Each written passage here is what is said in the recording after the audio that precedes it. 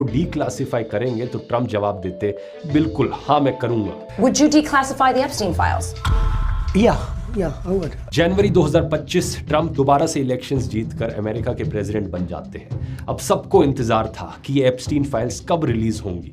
Trump के supporters खास तौर पर इस बात को लेकर सबसे ज्यादा एक्साइटेड थे। लेकिन जुलाई 2025 में ट्रम्प सरकार के जस्टिस डिपार्टमेंट ने अनाउंस किया कि एप्स्टीन के क्लाइंट्स की कोई लिस्ट एग्जिस्ट करती ही नहीं है और अब कोई फाइल रिलीज नहीं होगी। फिर ट्रम्प ने खुद भी यू टर्न ले लिया। एप्स्टीन फाइल्स को अब बोरिंग मुद्दा बोलने लगे, कहने लगे कि ये तो डेमोक्रेटिक पार्टी का होक्स है जो कभी खत्म नहीं होता। It's pretty boring stuff. Democrat hoax that never ends. Trump ने कहा कि एफबीआई को वोटर फ्रॉड जैसे जरूरी मुद्दों पर फोकस करना चाहिए और एप्स्टीन जैसे मुद्दे पर अपनी एनर्जी और समय बर्बाद नहीं करना चाहिए। चल झूठा। अब इतने बेवकूफ तो किसी के भी सपोर्टर्स नहीं है कि वो इस चीज को नोटिस ना करें। तो ट्रम्प के अपने सपोर्टर्स सवाल करने लगे कि आखिर ट्रम्प अचानक से चुप क्यों हो गए। इलॉन मस्क ने तो ट्वीट करके ये तक कह दिया कि ट्रम्प का नाम एप्स्टीन फाइल्स में है, इसलिए ये फाइल्स रिलीज नहीं हो रही हैं। हालांकि बाद में इलॉन ने इस ट्वीट को डिलीट कर दिया था, लेकिन मैसेज बड़ा क्लियर था कि ट्रम्प के सबसे करीबी सपोर्टर्स भी सस्पिशियस होने लगे। और जब लोगों ने खुद से खोजने की कोशिश करी तो कुछ बहुत ही शॉकिंग फैक्ट्स यहाँ पर सामने आए। ट्रम्प और एप्स्टीन की पुरानी दोस्ती, बहुत पुराना नाता। न्यूयॉर्क टाइम्स के मुताबिक ट्रम्प और एप्स्टीन लगभग 20 सालों तक बेस्ट फ्रेंड्स रहे। 1980s में इस दोस्ती की शुरुआत हुई और 1990s में दोस्ती इतनी गहरी हो गई कि दोनों एक दूसरे के बंगलों में, ऑफिसेज में, ट्रम्प के प्लाजा होटल और कैसीनोज में एक साथ समय बिताने लगे। लगभग हर पार्टी में एप्स्टीन ट्रम्प के साथ दिखते थे। एप्स्टीन की एक एक्स एम्प्लॉय के मुताबिक 1990s में ट्रम्प और एप्स्टीन हफ्ते में कम से कम 3 बार बात करते थे फोन पर। कई बार एप्स्टीन ट्रम्प को स्पीकर पर रखकर ऑफिस में बात करता था।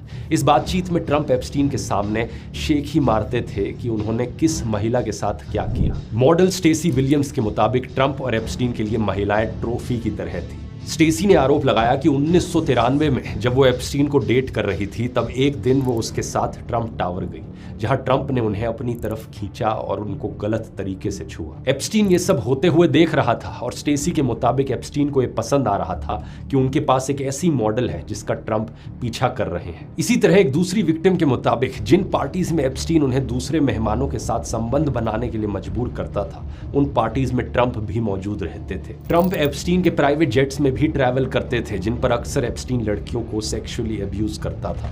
साल 2002 में ट्रम्प ने खुद एप्स्टीन के बारे में कहा था, he is a lot of fun to be with. It is even said that he likes beautiful women as much as I do and many of them are on the younger side. यानी Trump को पता था कि Epstein को younger women पसंद है। Trump ने अपनी किताब Trump the art of comeback में एप्स्टीन के लिए एक नोट भी साइन किया था, to Jeff you are the greatest. इसी दोस्ती की वजह से एक कंस्पिरेसी थ्योरी सामने आने लगी कि ट्रम्प भी तो उन लोगों में कहीं शामिल नहीं है जिनकी एप्स्टीन फाइल्स में कोई डैमेजिंग डिटेल है और इसीलिए वो सारी फाइल्स पब्लिक नहीं करना चाह रहे। इन सब चीजों को लेकर जनता में अफवाहें फैलने लगी। इन कंस्पिरेसी थ्योरीज के कारण पब्लिक प्रेशर इतना बढ़ गया कि नवंबर 2025 में यूएस कांग्रेस में एक बिल लाया गया जिसमें कहा गया कि जस्टिस डिपार्टमेंट को 30 दिन के अंदर अंदर एप्स्टीन की सारी फाइल्स रिलीज करनी होंगी। जब पार्लियामेंट में इस चीज को लेकर वोटिंग हुई तो एक बहुत रेयर मोमेंट देखने को मिला जहां पर रिपब्लिकन पार्टी और डेमोक्रेटिक पार्टी दोनों के पॉलिटिशियंस ने साथ में मिलकर इस बिल को सपोर्ट किया। यहां इंडिया के कंपैरिजन में अमेरिका में एक बड़ा डिफरेंस देखने को मिलता है। इंडियन पार्लियामेंट में political parties anti defection law का इस्तेमाल करके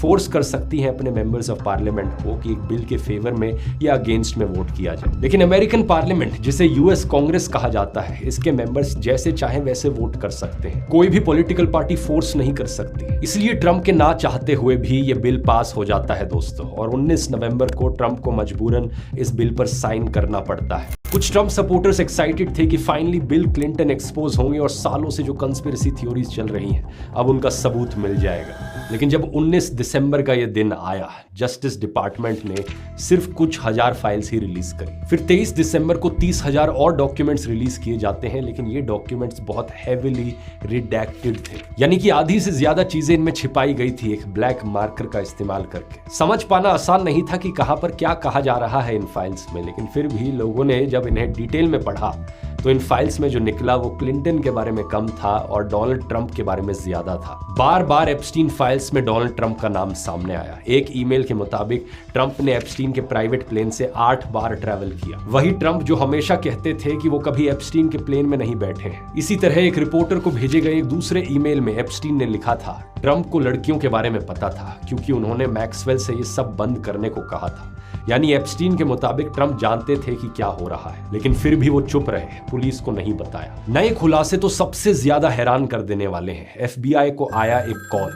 ये कॉल एक लेमोजीन ड्राइवर ने 2020 में यूएस प्रेसिडेंशियल इलेक्शन से ठीक पहले 27 अक्टूबर 2020 को किया था। इस ड्राइवर ने एफबीआई को बताया कि 1995 में जब वो ट्रंप को टेक्सास एयरपोर्ट ले जा रहा था, तब ट्रंप फोन पर जेफरी बोलते हुए किसी लड़की को अब्यूज करने की बात कर रहे थे। कॉल रिकॉर्ड के मुताबिक 4 साल बाद 1999 में ड्राइवर ने जब ये बात एक महिला को बताई तो वो एकदम शांत हो गई और फिर उसने कहा, ट्रंप और एप्स्टीन ने मेरा रेप किया था। इस महिला ने ड्राइवर को बताया कि कोई लड़की उसे एक फैंसी होटल या बिल्डिंग में लेकर गई थी जहां उसका रेप किया गया। उसके अलावा इन एप्स्टीन फाइल्स में एक और डॉक्यूमेंट था, एक लेटर जिस पर जे एप्स्टीन साइंड था।